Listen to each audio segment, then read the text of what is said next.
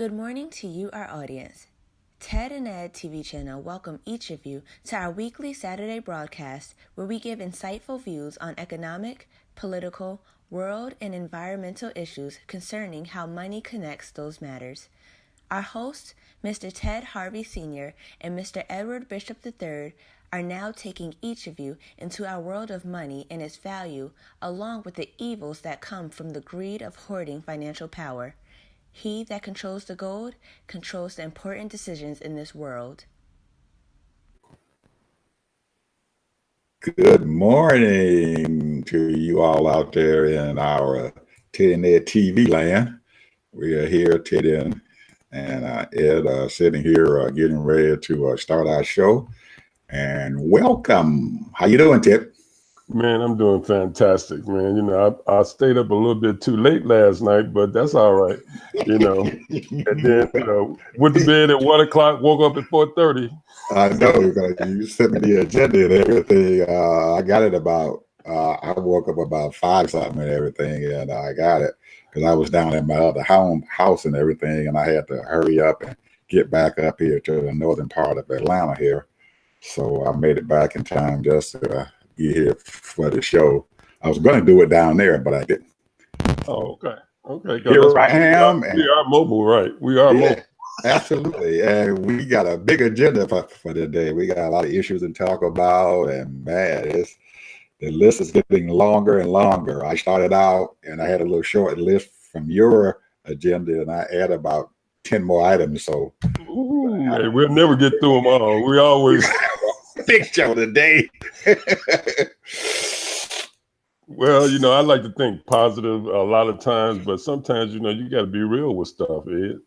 You know, and I don't know what's going on, Ed, I'll tell you. And it's just like I'm just talking to you, but really, you know, we realize that we are really, you don't know who's listening to our program. And we welcome all our listeners, you know. I mean, you might not put a like on it or a dislike or whatever, and you just listen for a few minutes, and that's wonderful. But what we try to do is we try to give a little bit of wisdom because we've experienced a lot. But at the same time, you know, we would like to give some solid advice. And all the things that's going on right now, and I might try to get a little, not heavy and deep, but just the surface of it. Tell me, Ed, tell me this. I'm going to ask you a question. Where in the hell is America going? What's happening, bro? I mean, you know, what, you know, and you know, I didn't see it, but I just read about it.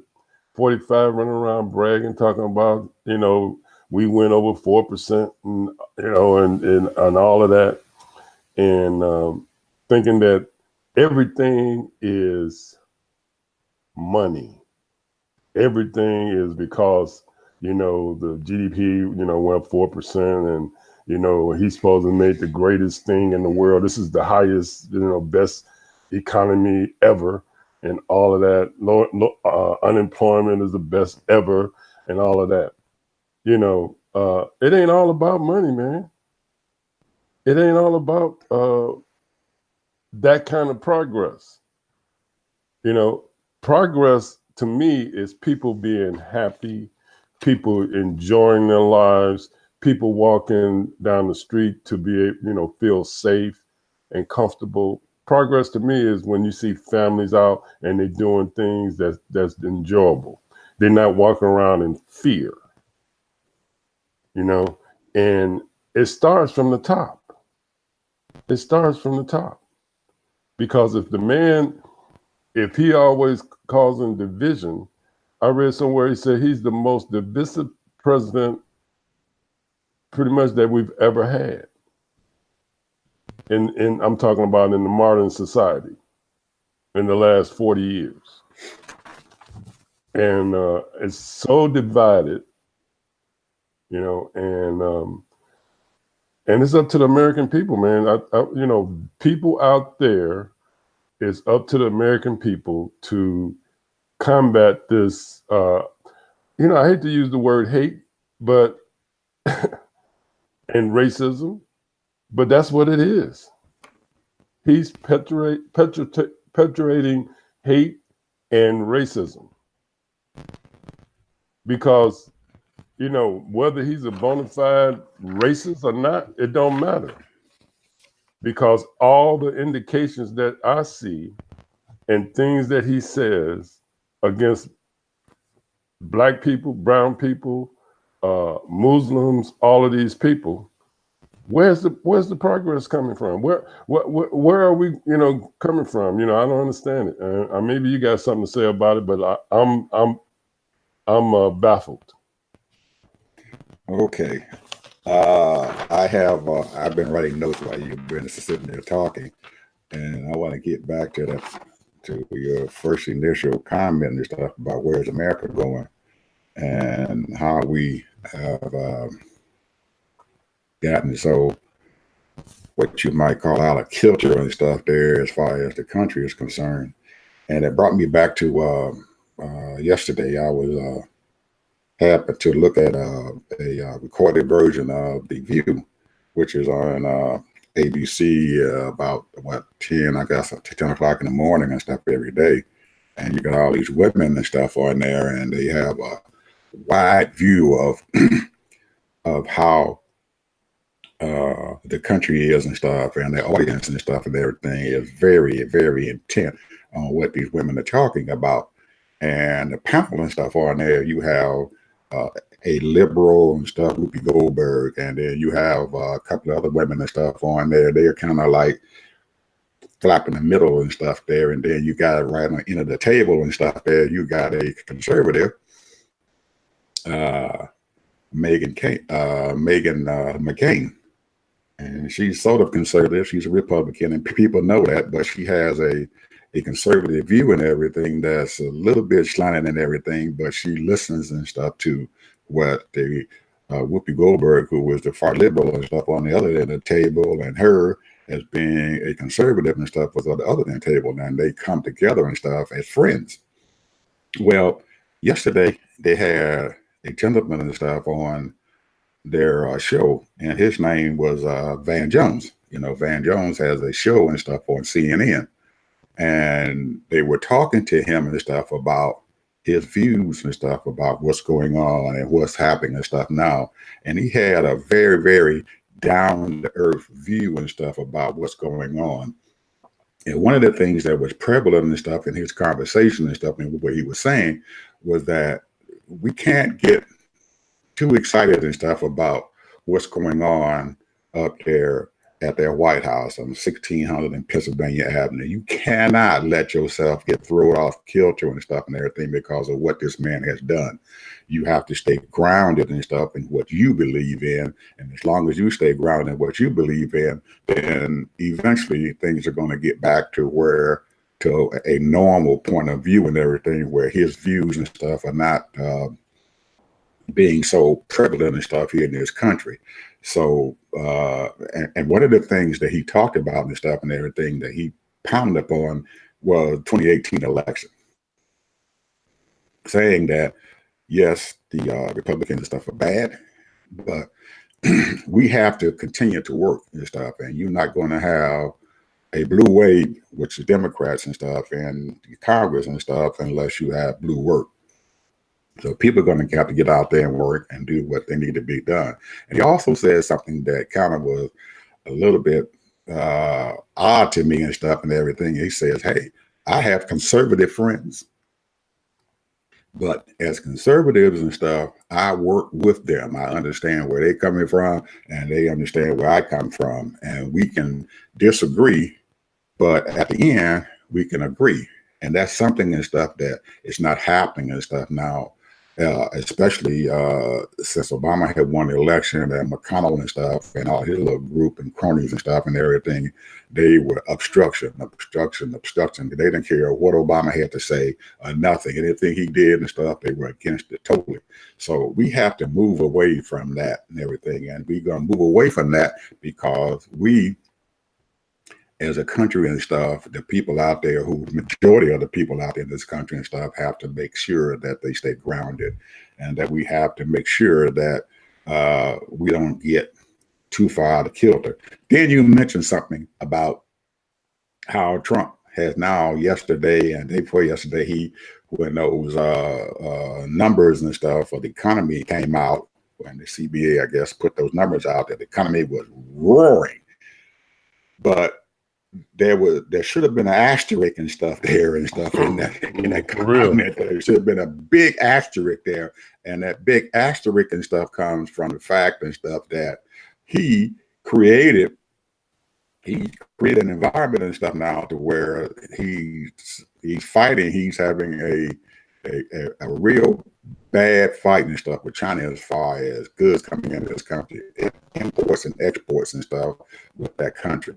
And because he has dumped those tariffs and stuff on there and started enacting those tariffs, what the Chinese and stuff have done, they have came over and bought an excess amount of items and stuff that they import into their country and stuff from, America. So because they really exploded their buying and everything, it has created a period and stuff that where everything looks like it is going great, it is roaring. But most economists and people and stuff in the Trump administration know that this thing that he is talking about is very, very, very short-lived, Ted, because in the next 3 months and stuff, those numbers are going to drop out of the bottom. And you know what Trump's going to do. He ain't going to talk about it. He's not going to do nothing about it. He's going to blame it on somebody. He's going to blame it on somebody else. Yes. That's exactly what he's going to do, is blame it on somebody. But you mentioned something that I got here in my notes here. Because a lot of people, we hear about this, libertism and conservatism and left wing, right wing, progressive.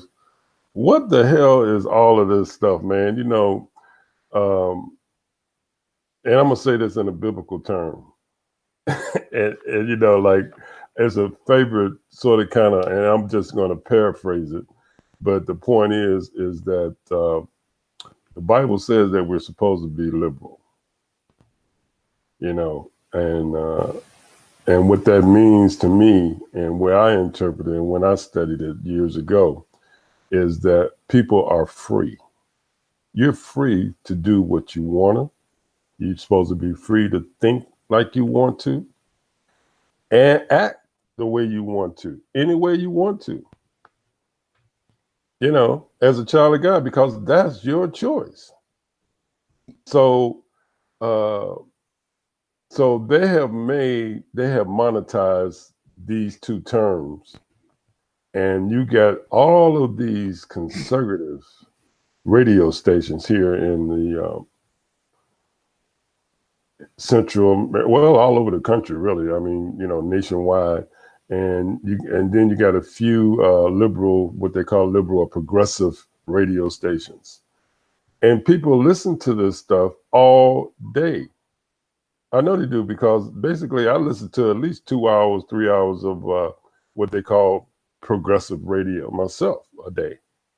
If I'm driving in my car or if I'm at home and doing stuff around the house or whatever, I put on my headphones and turn on my radio on my phone. So the thing is, though, one is talking about policies. The other one is talking about so many things that are untrue, and that's just my perception, and you look at them, and I'm trying to figure out, what are they trying to do? What is their goal, these conservatives? Because they're cutting all kinds of programs, taking money, slashing money all out of the place. We talked a little bit about this last week, the educational system and HUD and all of these different programs, which is supposed to be a safety net for a lot of people. However, at the same time, they're getting rid of all of these tax benefits. Now the deficit is over $1 trillion, and the man just borrowed another $12 billion just to help the farmers who don't need their help, and said they don't want his help. really. They don't want welfare. They don't want handouts. You know, they already got.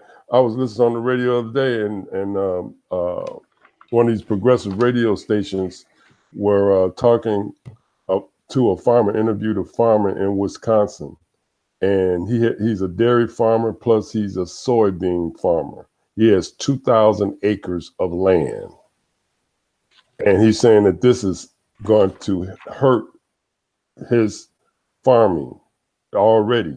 He said, well, it's a good thing, you know, that he did talk to United Kingdom regarding, you know, buying their soybeans, and that's going to help. He said, and then the interviewer asked him, said, well, what about this 12 billion? Is it going to help you? He said, not at all. That's a drop in the bucket. That would not help.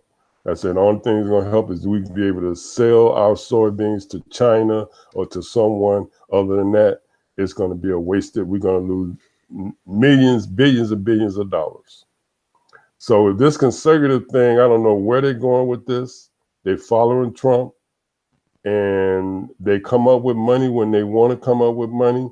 But when it comes to urban development, infrastructure, funds to loan money to Black entrepreneurs, they don't have it. They don't have it. And we talked about it last week. We see that Jared is not the only one that's getting all these big old loans. There's a lot of people like Jared is getting a lot of loans. They're getting money. Money is being doled out from these banks to all of these so-called entrepreneurs and startups, and people sending in all their money. I mean, their applications and everything, and trying to get this money, and they only choose, maybe 1 out of 1,000, if that.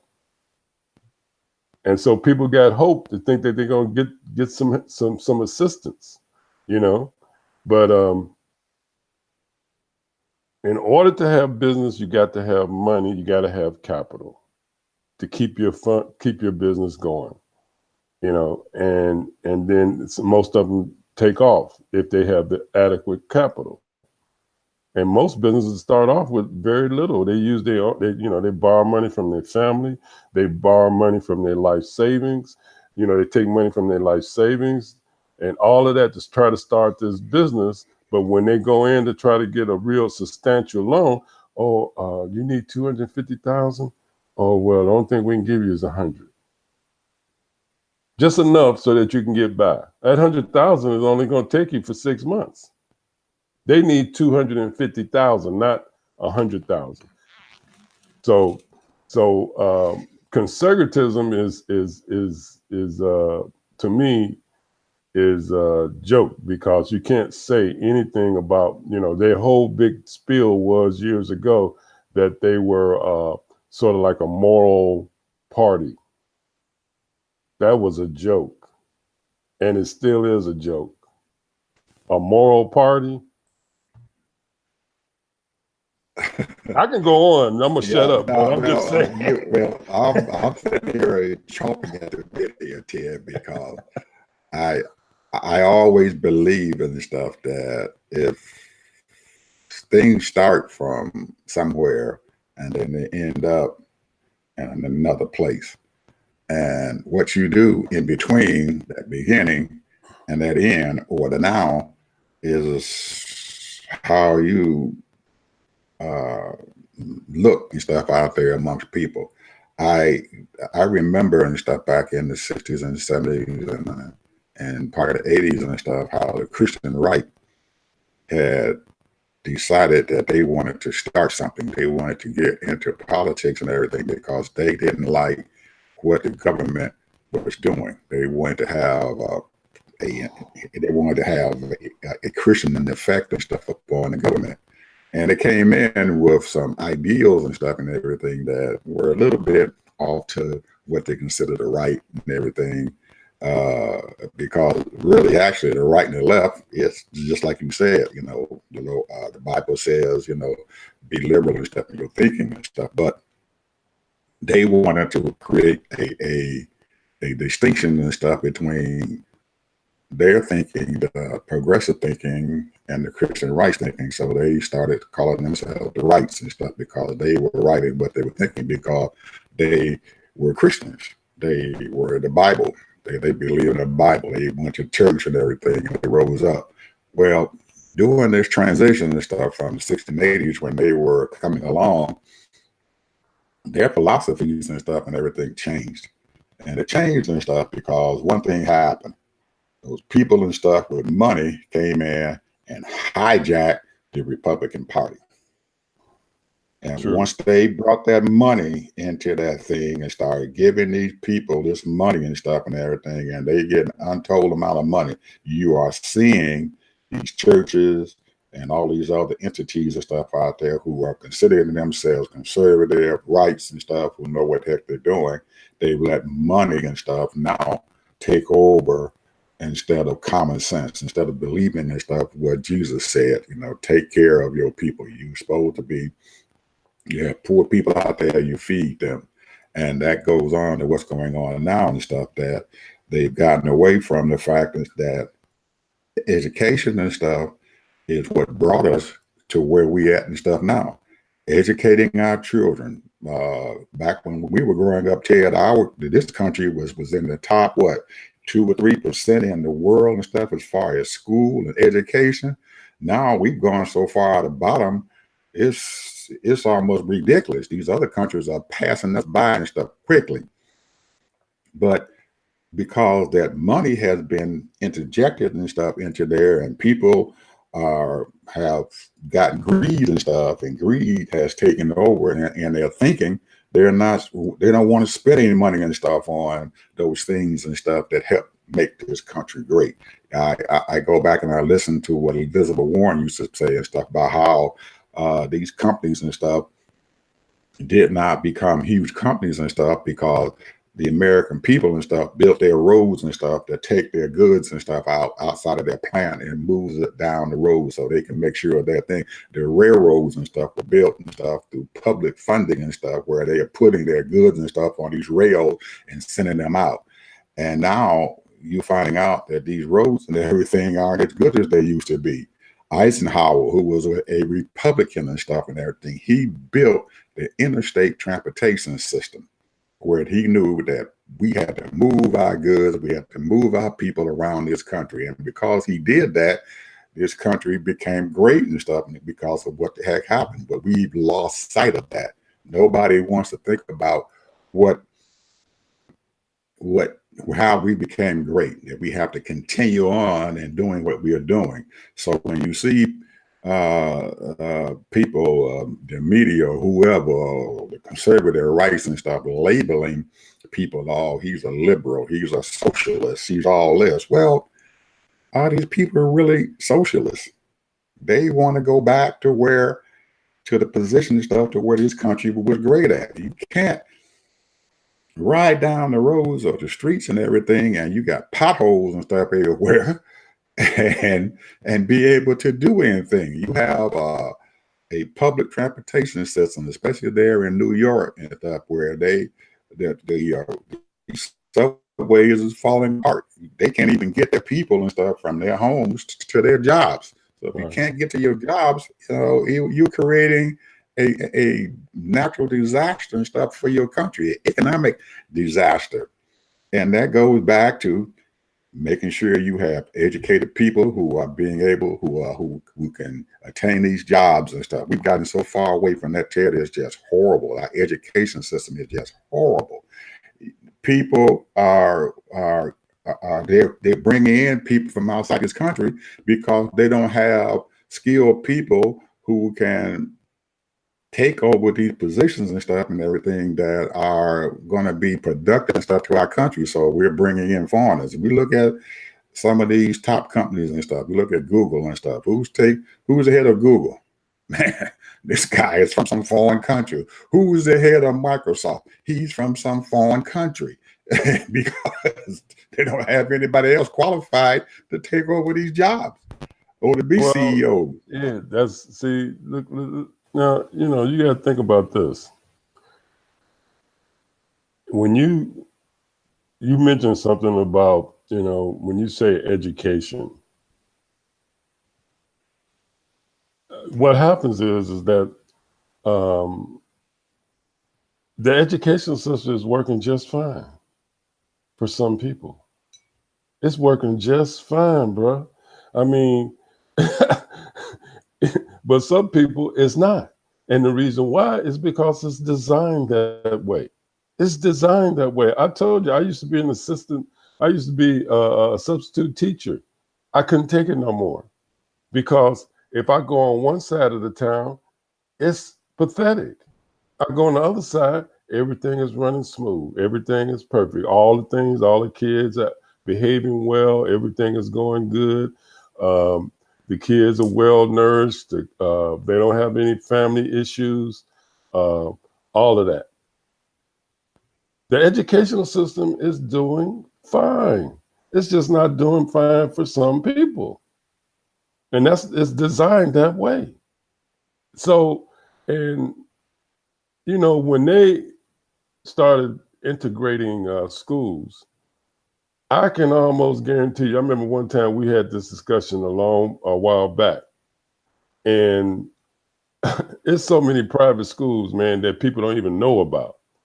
These kids, I should call them Caucasians, and pretty well off black people uh, and some Asians and what have you. A lot of these people go into private schools. They go into Catholic schools. They go into schools where you're not dealing with all of this politics, or favoritism. You know, people are educating these children at these private schools, and they're going on to, you'll get a few out of public schools that go on to something, because they're just very bright, work hard, and they might go on off to Brown or Harvard or what have you. But I'm gonna bring up this person because we was talking about something that was about these politicians and conservatism and all of that. But I put on there on one of our agendas is Susan Rice. What the hell are you? What you gonna do with all your education? Because this woman is unbelievable. And the reason why I brought her up because we were a few people on Facebook was discussing, talking about they found that Susan Rice is worth $50 million. How in the world she get all that money? In her whole life she worked for the government. And I looked at her story, man, and you can see why. You can see why. I mean, we don't even have time to list all the accomplishments this woman has done and what the education she's got. It's just unbelievable, man. I mean, it is so, this woman is so accomplished, man. It is unbelievable. I mean, her dad, you know, she was very blessed because, see, a lot of our parents, wasn't blessed to get a college education. He went on to become a Cornell University economic professor. He was born in 1919 now. So she got and her mom was very special too. And the thing about it is that they groomed this child, and she worked hard and got her education. She got a scholarship to go to Stanford. She was valedictorian. She was national. She went to a Catholic school. She, it's just her accomplishments is unbelievable, man. She's got a doctorate degree and all of that, and she's worked for different companies and what have you throughout her career, and she made prominence when she started working for becoming a foreign policy aide. So, and the question was, how come she's worth $50 million? The reason why is because she writes books. The reason why, and she sells books. And the reason why is that she demands $50,000 to $100,000 a speech. That's why, even though she might have made less than $200,000 on her regular job working, as a security advisor and those types of positions. But the point is that when you are educated, properly educated, and have experience, you can make that kind of money. You can invest your money. Well, let's look at you brought up Dr. Susan Rice and stuff, Ted. There's a whole lot of other women out there who are just as accomplished and stuff as she is, and probably worth a heck of a lot more money than what she is. You look at Valerie Jarrett and stuff and everything. She, along with Dr. Rice and stuff, worked for President Obama, and that's the difference and stuff and everything between where these women and stuff are at. Black women now. We're not talking about white women. We're talking about black women. Oh yeah. Who are very, very, very accomplished and stuff and everything. And that was one of the reasons and stuff and everything to where you find that President Obama really excelled and stuff in what he was doing, because if you look at his people and stuff who are around him, if not a majority, at least half of them, the people and stuff that he brought into his administration were women. That's right. Women were very, very smart, and they were very powerful, and they were very, very astute and stuff in how they went out and worked. And that was something that Obama and stuff, he didn't care and stuff who you are. If you were smart and everything, he brought you within his organization. When he started out on the south side of Chicago and stuff and doing community organizing, if you look at some of the people and stuff and everything that he worked with, trying to organize these communities and stuff, a majority of these women and stuff, Ted, were women. He went into these poor areas and stuff, and Argyle Gardens and stuff, and pulled these strong black women and stuff out of these projects and everything and stuff, and used them and everything to build their community and stuff up. And that's something and stuff that we have to look back on. That's how we're going to be able to continue to build ourselves, because you said something and stuff that kind of bothered me a little bit about how the school on this side is okay, but the school on the other side is not. Well, we have to accept some responsibility, Ted, within ourselves, that our schools and stuff are bad.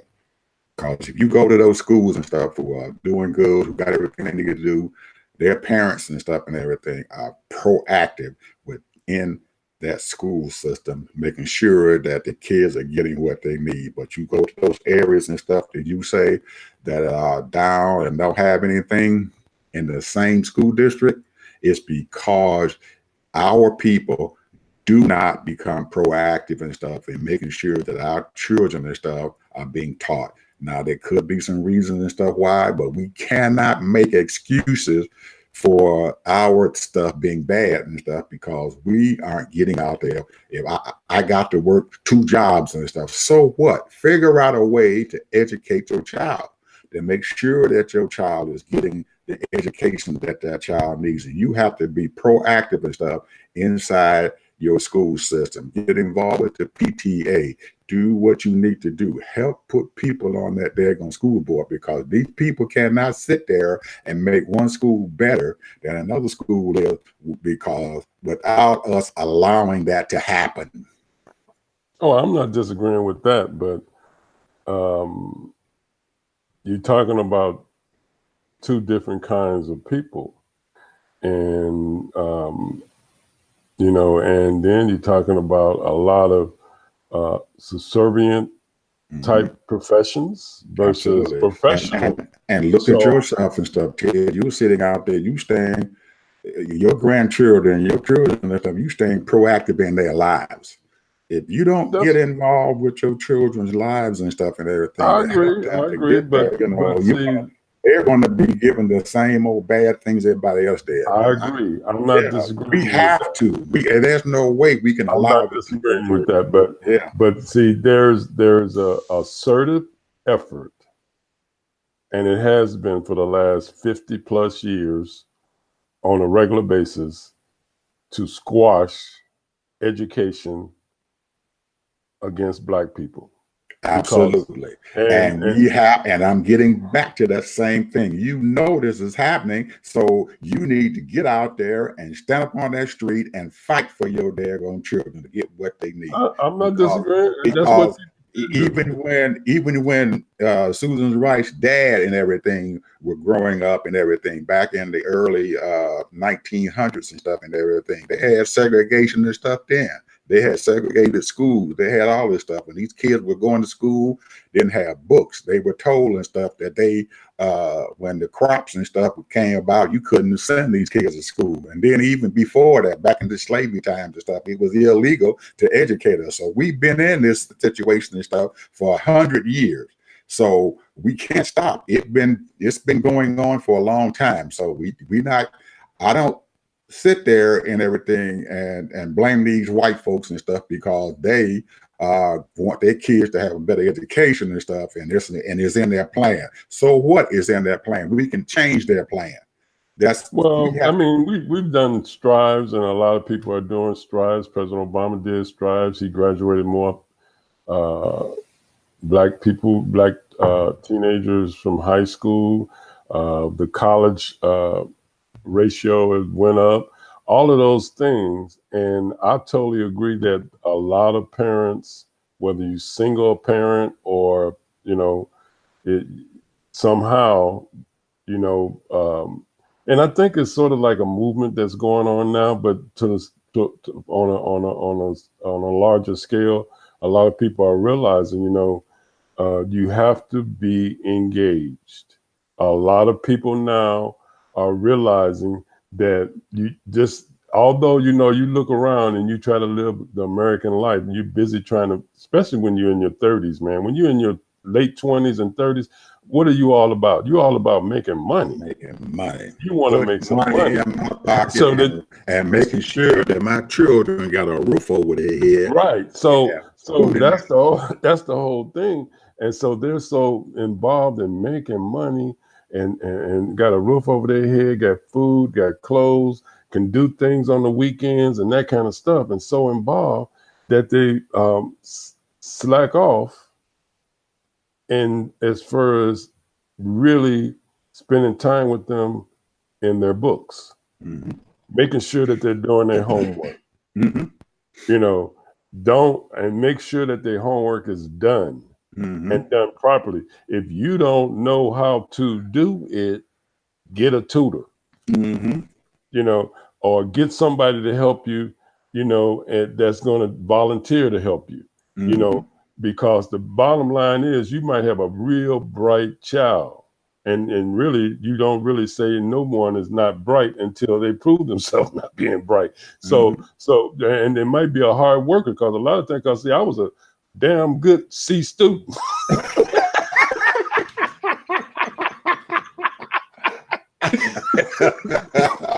You know what I'm saying?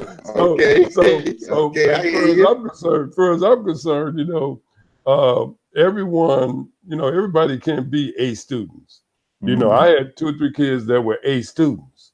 But what I'm saying is that if a person works hard and do the best they can, that's all they can do. And that's all you can ask for. So the point is, give that child the best that you can give them. And if you can't give them better, find somebody to help them to be better and do better.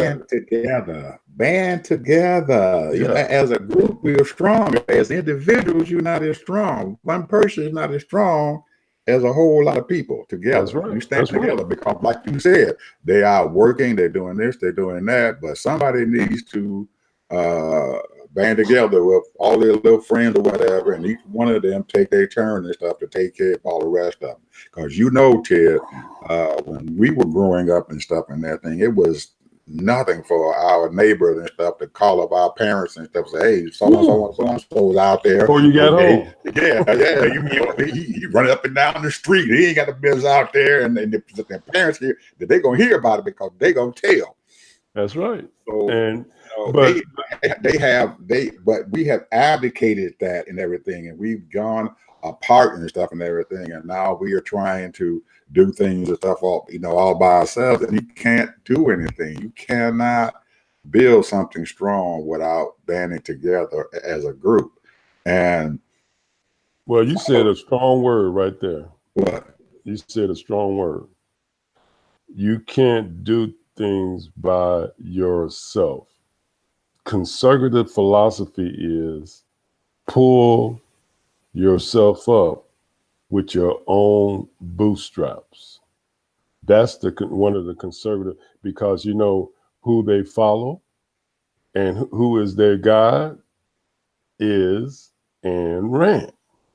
Now, you know, I wrote a number of articles about Ayn Rand, and that philosophy is passing on and on to all of these little young Caucasian kids and a few other people of color and what have you. They think that, hey, I can do this. I'm going to get out there and I'm going to, you know, it's all selfishness. It's all about me until it happens to you. Until it happens to you, then, oh, I need help. But they are doing that, Ted. All of them. They are doing that. They saying that. You need to go up by ourselves and preaching what Ayn Rand says. You know, you look at Paul Ryan and stuff, the Speaker of the House. He's saying, yeah, we need to pull ourselves by the bootstrap. But what does he do when he needs some help? He's running out there and talking to these millionaires and stuff. I need your money so I can keep these Republicans in office and stuff. Where's your money at, Paul? Where's your money at? You know, you are not rising up by yourself. You using these billionaires' money to do your bidding and everything and stuff for you. So they're not doing it by themselves. They're saying it, but their actions and stuff is not saying. And his whole career has been what? Working in government. Absolutely. Right out of college. Absolutely. Right out of college. And taking money and stuff from other people and stuff so they can stay in power. Taking money from someone, so taking money from them. He's not rising up by himself. When he's getting a loan to buy his house, he's going out there to the banks and everything. He's not buying a house by himself. He's not doing that. They can talk that, but the actions and stuff are not saying that. So I don't believe all that stuff that they're talking about is not true. So like you said, we have to, they are gaining power and stuff by working together. So it looks like we have to start preaching and stuff is that we have to start working together and stuff. You gotta, you looking around, Ted, and these communities and your community and stuff down in Tampa. These people are building huge complexes. They're building all over the place, nice homes or whatever. Now, where is money coming from? Thank you. Where is it coming from? Where is money coming from? I'm looking in the area where I live at and stuff. Man, they're building these houses, these $1 million homes around here and everything. And I'm saying, where is money coming from? I guess the country's supposed to be broke because I can't get no money. My folks and stuff down in the area in the southern part of Atlanta and stuff, they can't get this money to build these new homes and all this other stuff. They're barely able to keep going. But these folks up here and stuff, man, they're spending money like it's just it's water and stuff. Hey, they're doing a Jared Kushner deal. You know, they come in there and they say, I need $100 million or whatever. And but you know, give it to them because that's right, they give it to them. That's what I'm saying. And so I did a little thing and did a little research. And I was going to ask you about that because I didn't understand 8 small states. I know. It's like it's kind of confusing, but you know, when you think about this, Ed, and I'm gonna sort of kind of hurry up about it because we're running out of time here because we got some more stuff we want to talk about. But 8 small states in this country, the smallest 8 states. And 4 of them are really red states, what they call red states, conservative, diehard Republicans. You know, every year, no matter what, they're gonna vote Republican. Mm-hmm. And they have less than 1 million people in that state. California got 39, almost 40 million people. And that's like a blue, you know, mixed up kind of, you know, state, but it's mostly what they call blue state, California. So I'm saying to myself, what is their GDP? Because it's all about the money. And Montana, 989,000 people, 990,000 people. You know what their GDP is? Total value of everything they produce? $48 billion. You know what California's is? 2 trillion, almost $3 trillion. California, Ted, No. Well, let me is so finish. large that I know they that. larger than I'm most just countries saying. and stuff. I think the But wait a sixth minute. largest economy in the world. Well, wait a minute. But what I'm trying to tell you is, what is the representation there? How many senators? 2. How many senators in Montana? 2. There you go. And this state represents almost 40 million people. And all they have is 2 representatives that are in Senate and they're making decisions on the Supreme Court and whatever. You understand what I'm saying? And they're bringing in to the country, almost $3 trillion. They're producing $3 trillion. That's the difference, you know. And Montana only brings in 48 billion. 48 billion. And I could have went on, you know, look at South Dakota, less than 900,000 people, 35 billion GDP. Mm-hmm. You know, New York, we know New York is a very liberal sort of kind of state, you know. I mean, it's usually blue most of the time. And 19, almost 20 million people. You know what they bring in? 1.1 plus trillion dollars. Mm-hmm. How many representatives they got? 2. 2. So here's what that's all I'm saying, man. You know, taxation without representation. You got these small little states that, oh man, they got one state, man, got less than 600,000. You know, Wyoming. Wyoming they got less than 600,000 people. And they got 2 votes. They got 2, and they both Republicans, and they got 2 votes. Absolutely. This is crazy, man. This is crazy. And because they're making decisions for the majority of the people, and they don't even represent the country. It is that. It is exactly that. But that's the ball game that you're playing in.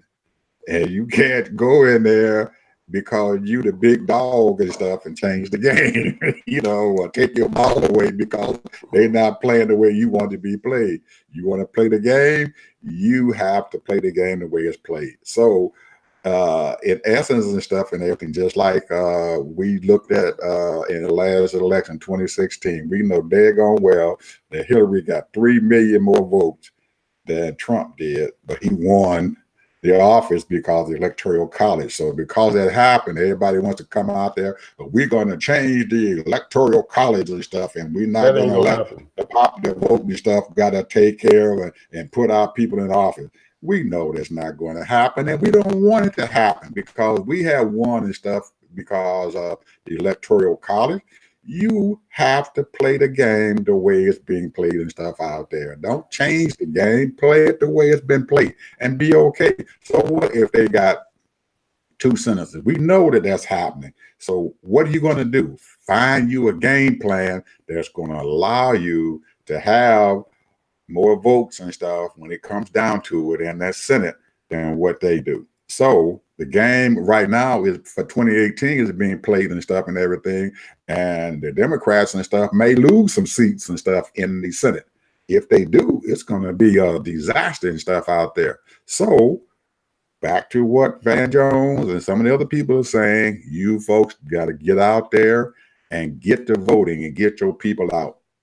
You've got states and stuff now and everything who have Republican senators that is turning to be blue.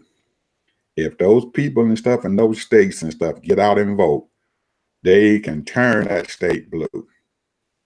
We've got states and stuff here, Ted, in the Southeast. You're talking about Mississippi, Alabama, Georgia, South Carolina, there are more black folks and stuff in those states and stuff, those 4 states, than there is anywhere.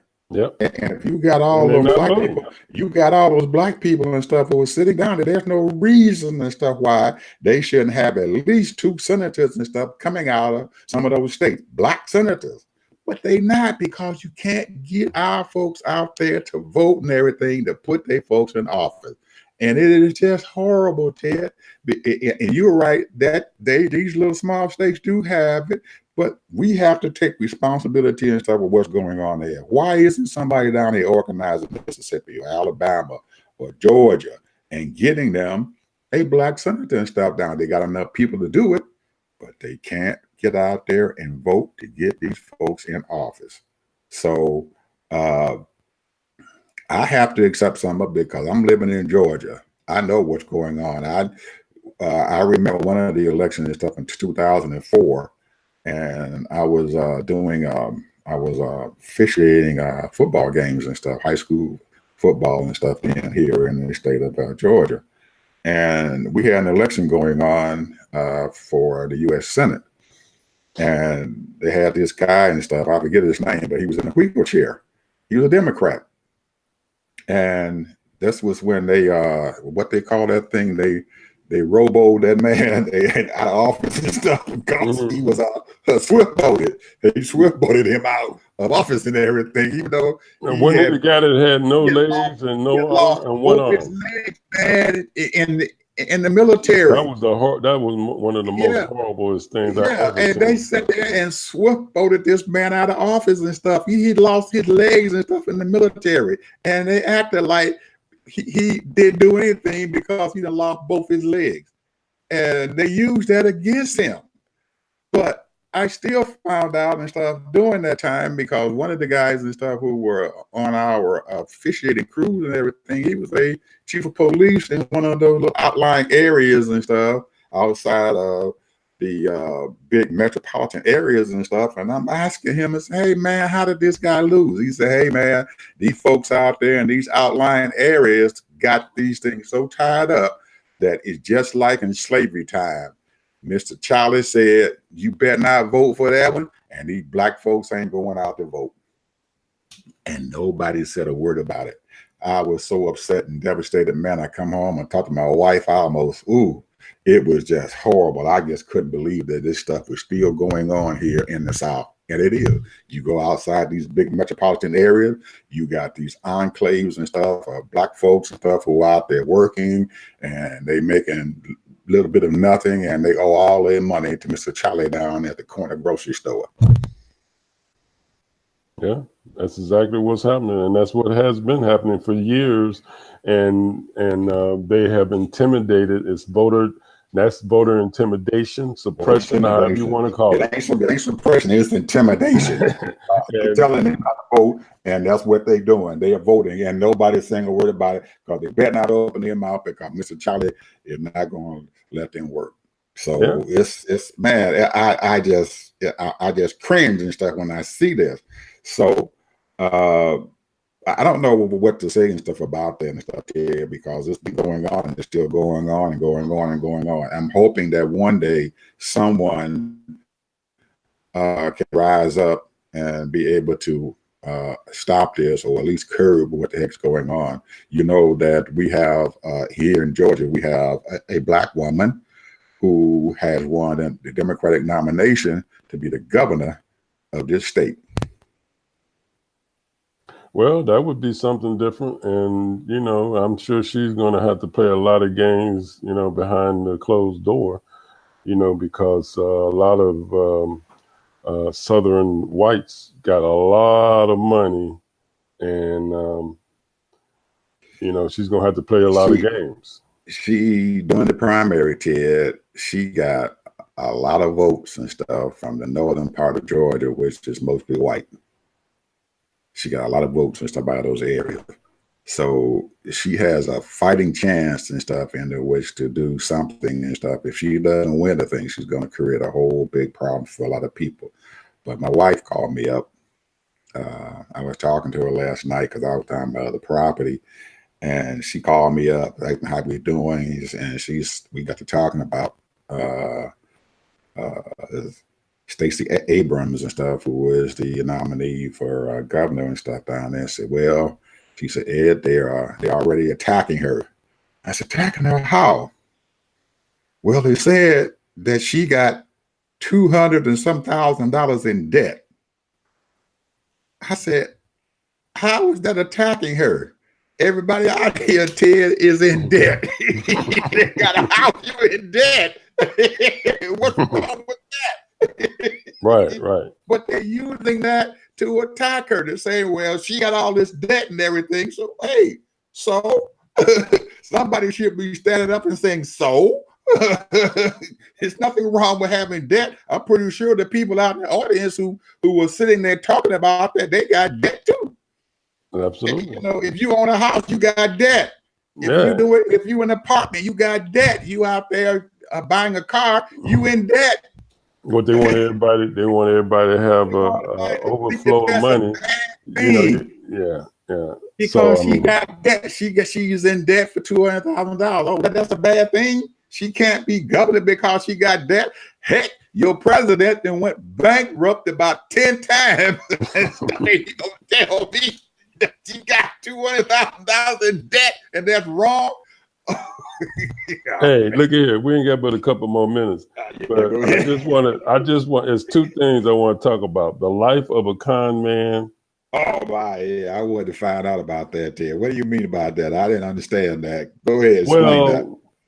Think about this. When we were coming up back in the 60s, there were a lot of con artists, and a lot of us was sort of kind of like, hey, this is the way it is. I used to have a friend back when I was a teenager.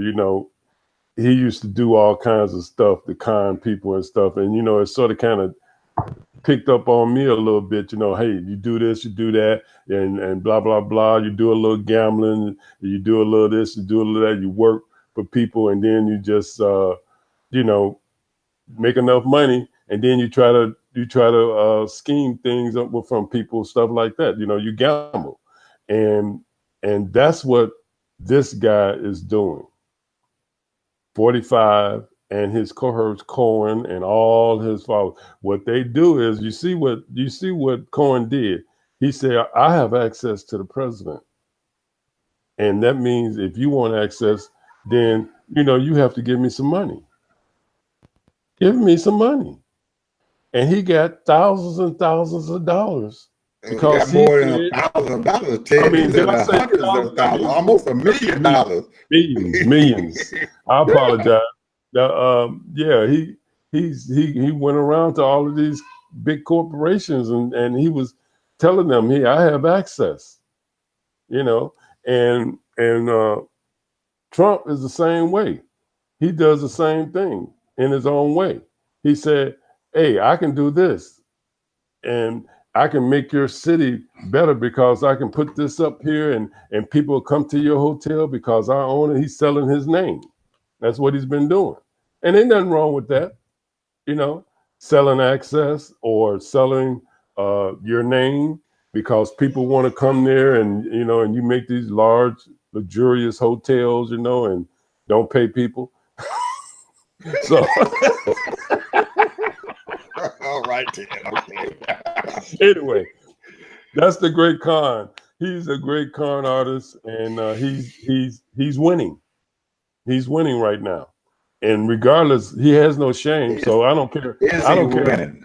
Is he really winning, Ted? Is he really winning? He is winning because he has no shame. Let me tell you, the average man would have tucked his tail between his legs when that tape went out, Hollywood Access, when they found out that he was sleeping with a playgirl, when they found out that he was sleeping with a porno star, you understand? They would have tucked their tails between their legs and went on about their business. When they told him that your school was worthless, And that's the thing. Is that there is no shame. You can't embarrass this man. You can't shame him. You You can't shame him. You can't embarrass him. You can't talk about him. He don't care. You know, now you might come at him and then he'll come back at you. And you know, that's the ultimate signifier. You know, you come at me, you know, you signify at me, I'm gonna talk about you too. And so, and he know how to talk. He know how to talk, and he got the platform. Most people don't have that platform. Or use his lapdog, Rudy Giuliani, to go out there and talk against anything anybody says against him or whatever, which really don't mean anything because they catch Giuliani in a big lie. He doesn't care because he just keeps on lying, just like Trump does. That's right. Keep telling a lie. If that lie don't work, tell another lie. If that lie don't work, tell another lie. And eventually these people are gonna believe you. Because, and they're right, because he has a solid group of folks down there. No matter what he does, it's not going to matter to them. They're still going to like their Trump. Yeah, I mean, and that's the whole thing. You know, I want people. You know, we don't have time to talk about it, but those people that are listening, if you want to read a real interesting article, read this article. It's in the Roots. You can Google it, or you can go to Roots Facebook page. The guy's name is satire, really. Michael Harriot, the Roots, and he's talking about Donald Trump is the American greatest president. So, I mean, it's he did that because he want to make some money. He's a con man too. He got a con going on, and people are going to buy it because they want to hear it. Those 38% of those folks that they said that believes in Trump. You got to read the article. Buy his book. No, it's not a book. It's an article, and it's not what you think. I'm telling you. You got to read that article. But anyway, well, I gotta say, one other thing, Ted, that we were that came up and stuff this week that I wanted to make sure that we talk about for just a half a second. And you remember about a couple of months ago, maybe 3 months ago, we were talking about Sinclair Media. Yes. Okay. Well, you know, they were trying to buy Tribune. They didn't get it, did they? They didn't get it. Thank God for that. FCC stood up against it and said they are not going to let them buy Tribune. So it knocked that conservative media out, because if they had bought Tribune, it would have been over. They would have been just as big as Fox Media. But guess who stopped it? Who? Jai Pai, who is the chairman of the FCC.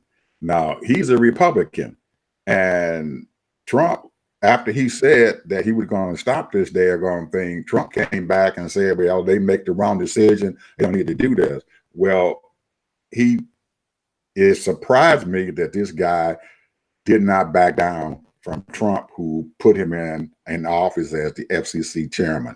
He's still standing by his decisions and stuff not to let Sinclair Media buy. I think his family got to him, man, because I think he was getting a little bit too outrageous in some of his stuff.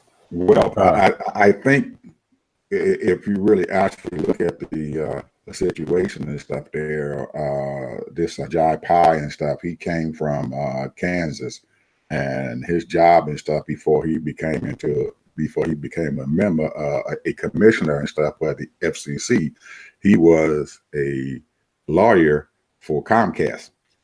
So, you know, Comcast is into that media thing too and everything. And I'm pretty sure somebody in Comcast may have came back to him and said, hey, pal, we don't need this to happen. And he decided to go against Trump and stuff, who is his boss and stuff and everything, and do that and everything. I think he really got forced into that and stuff because of Comcast. And that's a good thing, even though I'm not too much enthusiastic about Comcast and what they're doing and what he did with net neutrality. That's what I'm saying, you know. But hey, he did a good thing. Give me 1 minute, and we're getting ready to get off the air. But I just want to say this to our listeners and all of those people that call themselves spiritual I consider myself a spiritual person. You know, I put God first in everything I do, and we need an intervention, bro. I'm serious. I mean, I'm laughing, but I'm telling you, man, we need an intervention. We need we need these so-called church people to, I mean, and I believe it's a movement going on right now. I mean, we need a hand of God to move on this man and these politicians and make things right. Because the stuff that's going on with these children, the stuff that's going on all across the world, all these bombings and wars and all of that, and it's not like it didn't go on with President Obama, but President Obama tried to squash a lot of that stuff. He prevented a lot of that stuff, and he didn't make things uh, and then try to break things and then try to make them better and then try to fix them again because you the one that broke them. That's what he's doing. He's breaking stuff. He lied on President Obama saying that he had the issue about about the immigrants coming in, and then turn around. He lied about it, and then talking about, well, it's already in effect because President Obama did. That was a lie. And then he turned around, and then he had to change it. And now you got almost 1,000 children still is not with their parents. And I can go on and on. I mean, this man has sit up here and done so many things and broke so many things that President Obama then they had to come back and fix it and change it around and then claim that he fixed it. He ain't fixed nothing. You broke everything. And so the only thing that he did for the rich really is two things right now. He got that judge, and he getting ready to get another judge, and he got those tax things done. Everything else he didn't broke. He didn't broke the health care. He didn't broke the financial. The finance thing is just ready to collapse anyway. Stock market is just about, they didn't put all that money in there, but you can bet your bottom dollar they're going to pull a lot of that stuff out when it started tanking. Oh yeah, man! Facebook lost a huge sum of 20 money stuff. Oh man, $160 billion in valuation, and the CEO and everything lost 14 billion. Yeah. So it's bad. That ain't looking good here. So anyway, I believe that he is and stuff, involved, Ted. He is there. God is there and stuff, and he knows what's going on, and something's going to happen and stuff here with this. And we have to believe and stuff that whatever's going to be going on and stuff, that he is involved. He has a plan, and we have to follow that plan and stuff. And if he's got this stuff going on, he's got this man in office. There's a reason in his mind and stuff why this is going on, and we have to believe and stuff that he is there. And I believe it. I got faith that things are going to be okay, and I got faith that some of these children and stuff, even though it's a bad thing and stuff for them, that they can't be reunited and stuff with their parents and stuff and everything, that maybe in the end it might be some of the ones who can't be done. It might be a good thing because they get a chance to stay here in this country and stuff and everything, and don't have to be in those other countries and stuff down there in Central America and stuff where they can get killed on the streets and everything because they got some real bad stuff. I'm just concerned. That's true, but I'm just concerned, about all of this, how they abuse kids, Absolutely. And you're right about that. This trafficking, because you don't know how these kids, nobody know their names. They don't know nothing where they came from. And somebody can go in there into one of these daycare things and claim whatever. And next thing you know, they grow them up and they're trafficking them, So yeah, and you're right. You're right about that. You could be right about that. They could be trafficked out there and child trafficking and all that stuff. It can happen and stuff to them. But hopefully, God it's got a plan and stuff there, and I gotta believe that 20 years from now, 10, 15, 20 years from now, man, we're gonna hear those stories. And unfortunately, man, and we don't even really know how many really there are.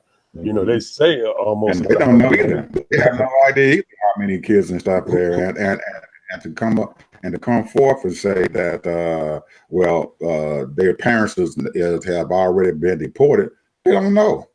They have no idea. They just said that just to keep the judge off of them.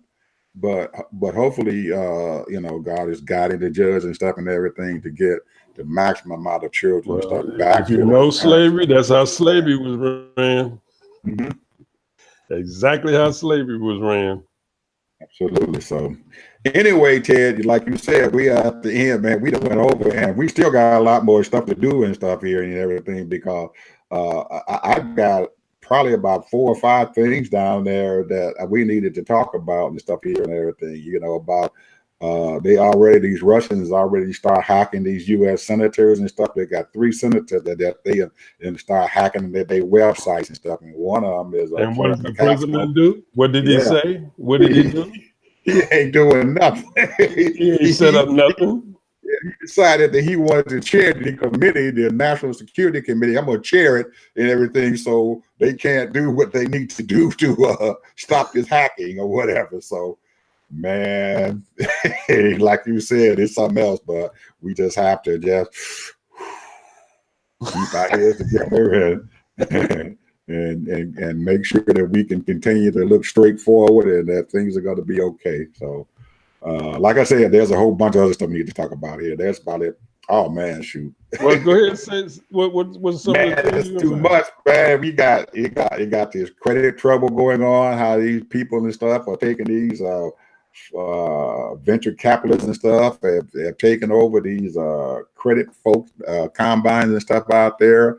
These what they call them, predatory lender things in our community and stuff, and how they giving these people these loans and stuff, and they got these tax loans and all that other stuff they got going on. They still got a war on poverty and stuff going on here. These people out there in the street, they can't get nothing. They homeless. It's a mess out there. So we got a lot. Anyway, we'll talk about that on Wednesday. That's what I say. I'm telling you, we need to do a daily show, bro. 6 days a week. I'm saying, I'm trying to get Ed to do 6 days a week, man. We got to give me we are chronicling a schedule. We are schedule here. We are chronicling this whole thing that's happening right now in these next few years of what's going on. So if anybody want to know what was happening, they'll know the truth. Okay. Put together a schedule, Ted, and put it, and so they tell me, and we might be able to work this out because you were right. There's a lot of stuff going on, man. A lot of things we need to talk about that's affecting our community, and not just the world. It's affecting our community and stuff. And big time, bro. Big time. So we will talk to you all on Wednesday evening, 7 o'clock, if you want to see our show live. But don't forget that there is a recorded version and stuff that's going to be out there, and it'll be on Facebook and also on our YouTube channel and stuff, Ted and Ed Money Connection, a Ted and Ed TV channel. So, okay. Talk to you later. Bye. Bye.